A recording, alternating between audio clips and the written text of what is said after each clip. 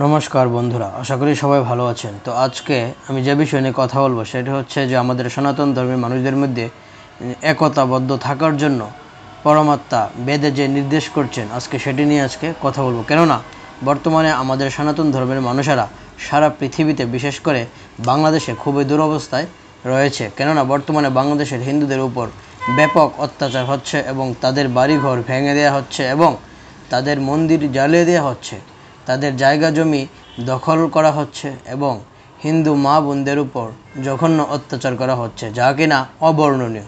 এমত অবস্থায় বহির্বিশ্ব নীরব, তারা হিন্দুদের সাহায্যে কোনো পদক্ষেপই নিচ্ছে না এবং জাতিসংঘও কোনো কার্যকরী বিবৃতি দেয়নি।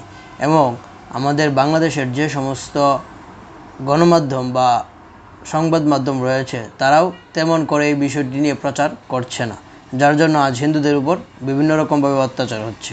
আমি পূর্ববর্তী এপিসোডেও বলেছিলাম যে হিন্দুদের নিজেদের রক্ষা নিজেদেরকেই করতে হবে। কেননা আমরা দেখতেই পাচ্ছি যে কেউ আমাদের রক্ষায় এগিয়ে আসছে না বা আমাদের পক্ষে কেউ কোনো কথাই বলছে না। আজ আমরা অথর্ববেদ থেকে একত্র হওয়ার একটি মন্ত্র দেখব, যেখানে সবাইকে একত্র হয়ে নিজেদের আত্মরক্ষার জন্য পরমাত্মার নিকট প্রার্থনা করা হয়েছে এবং পরমাত্মা আমাদেরকে আদেশ করছে।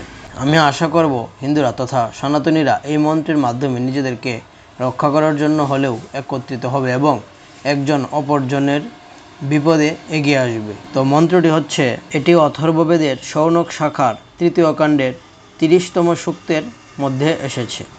তো এই মন্ত্রে প্রথমেই বলা হচ্ছে কি, তহৃদয়ম সম্মনস্যমবিদ্বেষং কৃণোমি বহ অন্যমভিহর্যাত বৎসজ্জাতোমি ভাগ্ন্যা।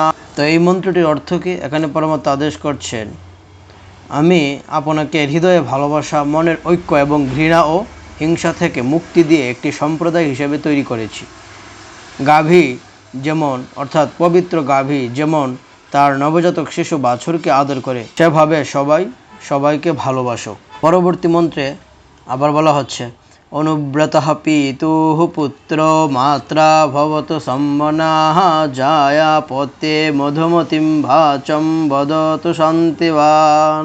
এই মন্ত্রে বলা হচ্ছে, পুত্রকে পিতার প্রতি নিবেদিত হতে দিন, হৃদয়ে ও মনে এক এবং মায়ের সাথে পারিবারিক মূল্যবোধ ও ঐতিহ্যের প্রতি ভালোবাসা ও আনুগত্য করতে দিন। স্ত্রীকে স্বামীর সাথে মিষ্টি কথায় কথা বলতে দিন, যেমন মধু পরিবারে প্রেম ও শান্তির সহায়ক। ঠিক পরবর্তী মন্ত্রে আবার বলা হচ্ছে, মা ভ্রাত ভ্রাতরন্দ্বিক্ষন্ম স্বসারমূত স্বসা সস্য সৌম্যঞ্চ সব্রতা ভূত্বা ভাচম বদত ভদ্রয়া। এখানে বলা হচ্ছে, ভাই যেন ভাইকে ঘৃণা না করে, বোন বোনকে ঘৃণা না করে, সকলে ভালোবাসার, একত্রিত এবং সাধারণ মূল্যবোধের প্রতি নিবেদিত এবং আদর্শের মতো সাধারণ মঙ্গলের উপলব্ধির উপযোগী ভাষায় কথা বলে। অর্থাৎ আমরা দেখতেই পাচ্ছি যে এখানে একে অন্যের, অর্থাৎ এক ভাই আরেক ভাইয়ের সঙ্গে যেন কখনোই ঝগড়া না করে বা তাকে ঘৃণা না করে, এই বিষয়ে বলা হচ্ছে। তো পরবর্তী মন্ত্রে আবার কি বলা হচ্ছে, ইয়েন দেবান বিয়ন্তি নচ বিদ্বিষতে মিথঃ তৎকৃন্মো ব্রহ্মবগৃহ সমজ্জাতম পুরুষেভ্যঃ। এই মন্ত্রে বলা হচ্ছে, আমরা সেই মহৎ জ্ঞান এবং ঐশ্বরিক শান্তি ও পুণ্যের অবস্থা আপনার ঘরে তৈরি করি, যাতে লোকেরা বিচ্ছিন্ন না হয়, তাতে তারা পারস্পরিক বিরোধিতা না করে এবং একে অপরের সাথে ঘৃণা ও হিংসার আচরণ না করে।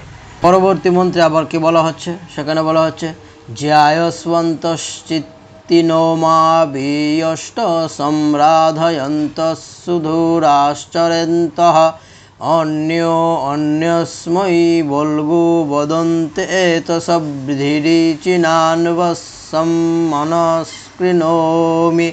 এই মন্ত্রে বলা হচ্ছে, শ্রেষ্ঠত্ব এবং একে অপরকে ছাড়িয়ে গেলেও হৃদয়ে মনে একতাবদ্ধ থাকুন, কখনো বিচ্ছিন্ন হবেন না, কখনো আলাদা হবেন না, এগিয়ে যান, লক্ষ্য অর্জন করুন, সামাজিক দায়িত্ব একসাথে বহন করুন, কেন্দ্রের অক্ষের চাকার স্পোকের মতো চলুন, প্রেমের শব্দ দিয়ে একে অপরকে ডাকতে এবং উৎসাহিত করতে এগিয়ে যান। আমি তোমাদের সকলকে সৃষ্টি করেছি এবং তোমাদের সকলকে এক সম্প্রদায়, এক হৃদয়, এক মনে, এক জাতি, একটি পরিবার হিসাবে যুক্ত করেছি। তো এই 5টি মন্ত্রে আমরা দেখতে পাচ্ছি যে পরমাত্মা আদেশ করছেন আমাদের উদ্দেশ্যে যে আমরা যেন কেউ কখনো কারোর সঙ্গে ঘৃণা না করি, সবাই এক থাকি।